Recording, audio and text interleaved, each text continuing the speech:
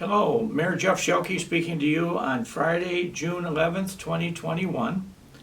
And we're having a kind of a mixed weather day in Batavia. We've started out with some hot, humid temperatures this morning, and then around noon we had a rain break for about 35 minutes. We got some things watered. I don't know how much water we got, but we did get water.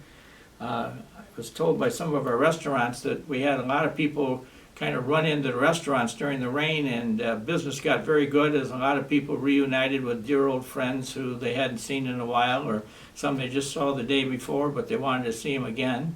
And so there's a lot of things that are kind of kicking and moving these days, because after the pandemic of last year, when everything got shut down and slowed down, there seems to be a renewed energy out there in the general public about wanting to go out and do stuff and be parts of things. So I have a few comments to make of reports. Number one is that I guess it's next week, the Wilson Street Bridge is going to, the week of June 14th, the bridge deck will be power washed and sealed with a protective coat. The work will be performed by Alliance Contractors. 2 lanes of traffic will be maintained at all times on the bridge. Parking on the bridge deck will be prohibited between the working hours of 7 a.m. and 3 p.m. Monday through Friday. All parking and traffic lanes will be reopened at the end of each day. In addition, the 4 bridge concrete bump outs will also be cleaned and sealed, along with the sidewalk brick pavers. The bridge brick sidewalk will be closed on one side at a time with a detour route. This project is anticipated to last approximately 2 to 3 weeks, weather permitting. So you may see some slowdown on Wilson Street next week, as they're kind of resealing and reconstructing the Wilson Street Bridge, which is now over 10 years of age since it was originally put into place. And we're trying to do all we can to maintain that bridge for many, many, many years, and hopefully the day will come in the not too distant future when Batavia can have another conversation about building a second bridge someplace. Needless to say, that'll take a lot of conversation and a lot of money to do it, because the bridges are not a cheap thing anymore. But with the volumes of traffic we're experiencing in Batavia these days, we probably should put that on our discussion, as the city council has in their strategic plan proposals. So it's not dead, but it may take a while for us to do it, given specifically the constraints of money that would be out there. We are going to have on Monday, June 14th, a Community Flag Day program, which will start at 7 p.m. at the Peg Bond Center. And the highlight of it is going to be a special concert to be given by the Batavia Community Band under the able direction of John Heath.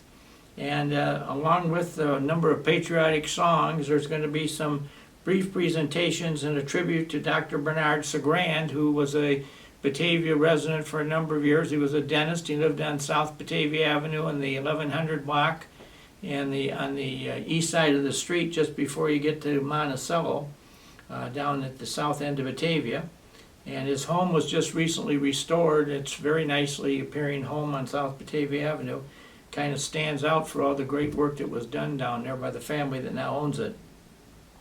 And in addition to updates about the flag, we're going to talk a little bit about Dr. Sagrand and his life in Batavia. We have some interesting photographs of some of his activities, and one of them that we have a picture of the West Side Batavia 8th grade class in 1916, which includes several people of Batavian note. One was Dr. Lucille Gustafson when she was in 8th grade, and 2 of her classmates. One was Dr. Sagrand's daughter, and another one, Beth, her name was Beth, and the other girl that was in there of some notoriety was the daughter of the then minister of the Methodist Church, and her name was Marion Moon. And as many of you know, Marion Moon ended up having quite a prominent role in American history, because she was the mother of Buzz Aldrin, who was the one of the 2 U.S. astronauts to land on the moon in 1969. So we've had some interesting interconnections with Reverend Moon and Dr. Sagrand. And Dr. Sagrand is credited by a number of folks as being one of the real movers and shakers in getting Woodrow Wilson to proclaim the first American Flag Day on June 14th, which is supposedly the day that Betsy Ross delivered the original American flag to the Continental Congress. And Dr. Sagrand really pushed the idea, and with the soon then to be outbreak of World War I, President Woodrow Wilson seized the idea as presented by Dr. Sagrand, and there were several other individuals that were as active in the program in the U.S. as he was. So we can't say he was the only one that promoted the idea, but he was certainly one of the leading voices. There was a lady from Buffalo, New York, who was also very, very active in pushing the idea. But he did proclaim it, and that began Flag Day, and then later the U.S. Congress adopted it and officially proclaimed June 14th of each year as American Flag Day. And as you are aware, we are in the process of doing some fundraising to build a specific monument memorial to Dr. Sagrand and his work on the American flag, which will be placed in downtown Batavia in the next couple of years, right to the east of the Peg Bond Center, on some grass down there by the turnaround by the city government center. So we are really, I think, trying to foster some unique American history, and I certainly would invite everybody to come on down to the Peg Bond Center on Monday night at 7 o'clock, and from about 7 to 8 there'll be mostly a music program, but there will be a few conversations and remarks made about Dr. Sagrand. So please come. I think it's an interesting community night, and one that kind of preps us for the 4th of July, which, as you know, we are planning to have that celebration return to Batavia this year in all of its grandeur.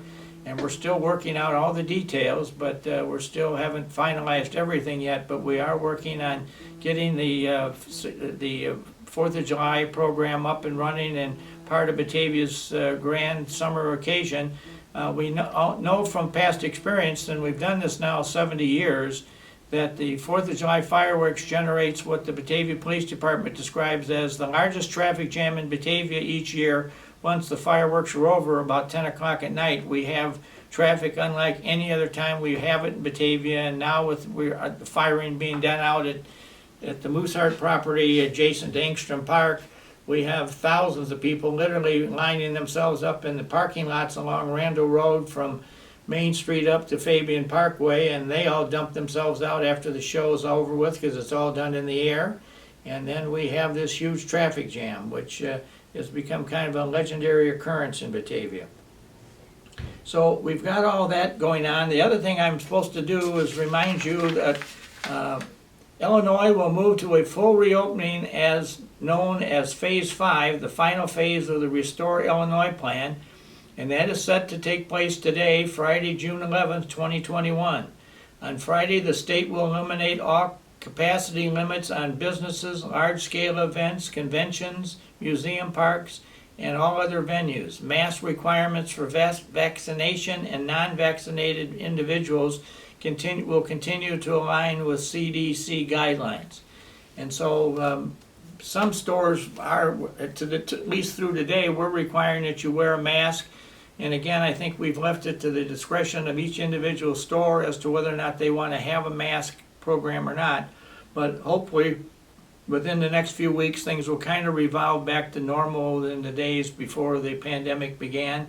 And this will certainly go down in Batavia history and in national history as quite a memorable event of all the things that we had to do as far as not doing things and canceling the 4th of July fireworks and canceling many of the events that we do in the community throughout the year. And I sense right now a huge pent-up demand by Batavia residents who are very interested in getting out and seeing their old friends and enjoying the air and enjoying the community. And so we're here to kind of work with everybody and do that.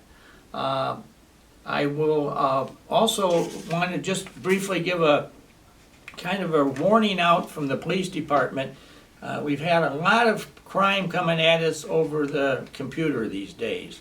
And specifically, it looks like there's some folks out there that are trying to identify senior citizens, and they send them things on the computer that are like from PayPal or the Internal Revenue Service or Social Security or Medicare, in which they say there's a problem with your account, or here's your bill for something that you probably have never even bought, and you need to call this number if this isn't true. And then the number you call is really the bad guy. And he says, well, give us your real social security number or your real credit card number. And we strongly want to encourage Batavians, do not bite into this. You know, there's other ways to contact these people before giving away vital information about yourself. But we have had several Batavia residents lose quite a bit of money being bamboozled into believing that they were talking to PayPal or the IRS or whomever, and in truth they weren't. So please be very careful, and if you have any questions about it, please don't hesitate to call the Batavia Police Department and let them look at what you're being asked to do, because there is some real funny business going on, and we want to make sure that everybody in Batavia is as good as they can. So that kind of wraps me up for this week. I've had a very nice week myself. I'm looking forward to the next couple of weeks with all the activities that are being planned, and hopefully I'll see a bunch of you down here on next Monday night for the Flag Day program, and certainly see a bunch of you on 4th of July when that's over. And I'll try to be out and about as much as I can in Batavia and see people at McDonald's or all the restaurants or whatever the places may be, because we really do have a vibrant and live town here that we should all be very, very proud of. So thanks to everybody that's involved, and look forward to talking to you next week.